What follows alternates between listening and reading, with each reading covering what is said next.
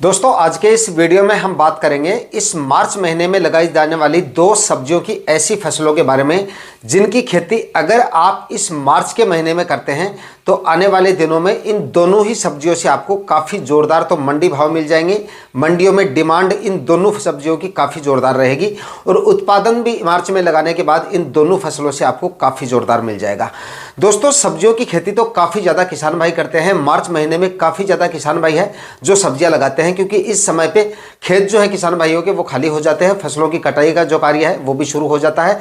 इस वजह से काफ़ी सारी सब्जियां ऐसी हैं जो इस मार्च महीने में आप लगा सकते हैं। लेकिन दोस्तों फिर भी हमें इस मार्च महीने में सब्जियों का चुनाव काफ़ी सोच समझ के करना होता है, क्योंकि थोड़ा सा अगर हम लेट करते हैं यानी कि मार्च के आखिरी सप्ताह तक अगर सब्जियों की बुआई करते हैं तो ऐसे में हर एक सब्जी फसल अच्छे से ग्रो नहीं कर पाती है या फिर ठीक से उत्पादन उन सब्जियों से नहीं मिल पाता है।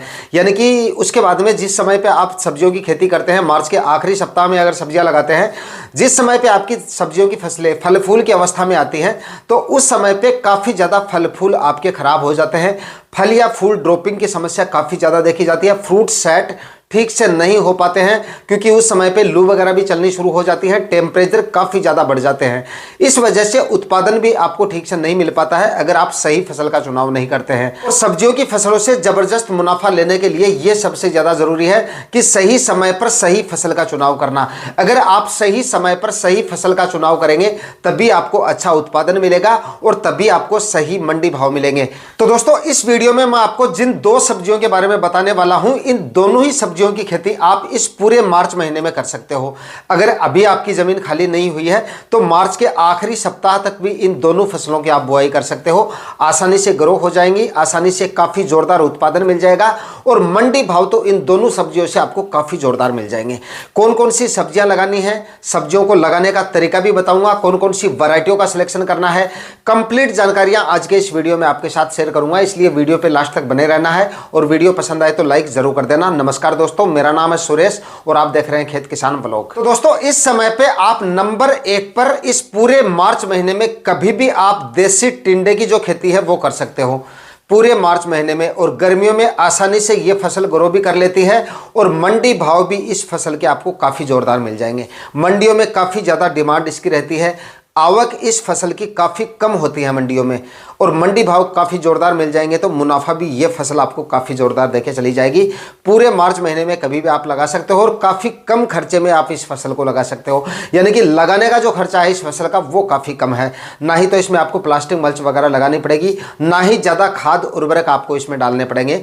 रासायनिक खाद उर्वरकों का खर्चा इसमें काफ़ी कम है और उसके बाद में समय समय पर आपको फर्टिगेशन वगैरह भी नहीं लेने पड़ेंगे।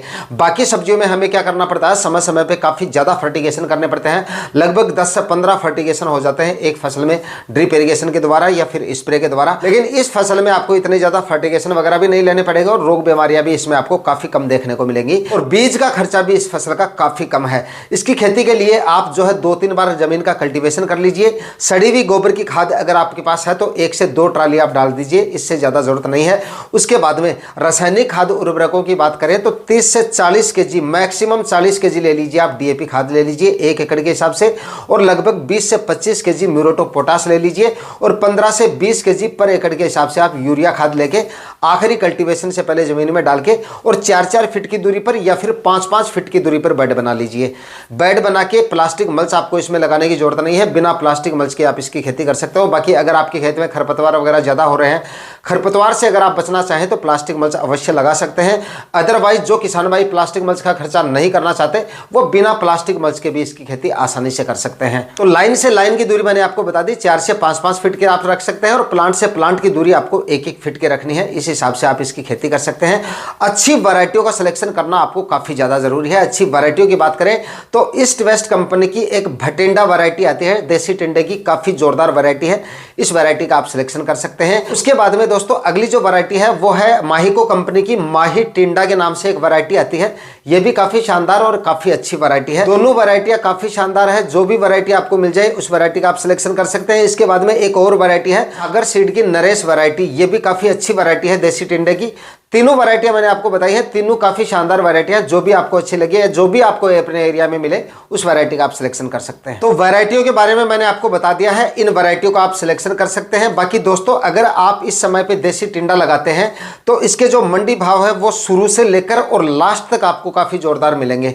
यानी कि बुआई से लेकर और हार्वेस्टिंग तक, जब तक आपको यह फसल आपको हार्वेस्टिंग देगी तब तक इसके अच्छे खासे मंडी भाव मिलते रहेंगे आपको। काफी सब्जियों में, ज्यादातर सब्जियों में क्या होता है कि शुरुआत में 1-2 महीने हमें काफी अच्छे मंडी भाव मिल जाते हैं, उसके बाद में धीरे धीरे उन सब्जियों के मंडी भाव काफी ज्यादा डाउन आ जाते हैं। तो इसके मंडी भाव में इतनी ज्यादा गिरावट आपको देखने को नहीं मिलेगी। लगभग 30-40 रुपए के मंडी भाव आपको तब तक मिलते रहेंगे जब तक आपकी फसल आपको उत्पादन देती रहेगी। तो इस समय पे देसी टिंडा लगाकर आप काफी जोरदार मुनाफा ले सकते हैं। अगली फसल की बात करें तो इसके बाद में आप अगले नंबर पर लौकी की खेती इस पूरे मार्च महीने में कभी भी कर सकते हो।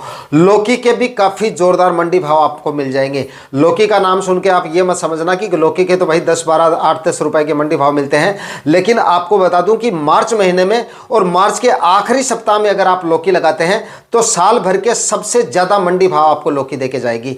लास्ट ईयर जिन किसान भाइयों ने लौकी इस समय पे लगाई थी उनको लगभग 40-50 रुपए के मंडी भाव मिले थे।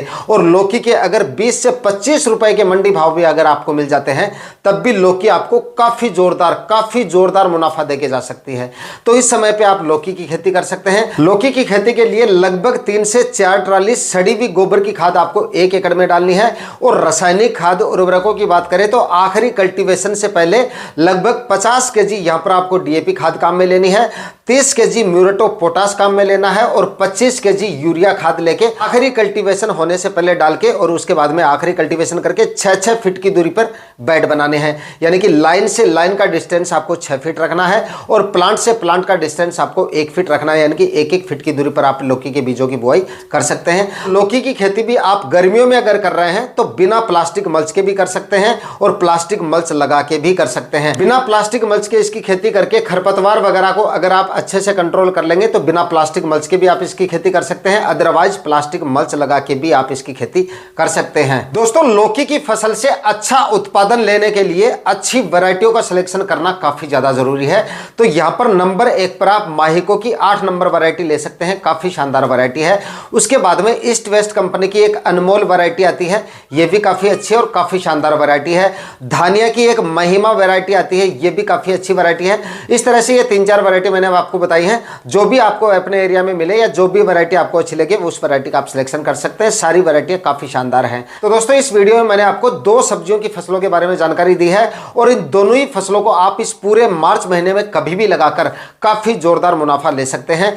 आज के वीडियो में इतना ही। वीडियो अच्छा लगा तो वीडियो को लाइक शेयर करके चैनल को सब्सक्राइब जरूर कर लेना। मिलते हैं किसी और वीडियो में नए टॉपिक के साथ, तब तक के लिए जय हिंद, वंदे मातरम।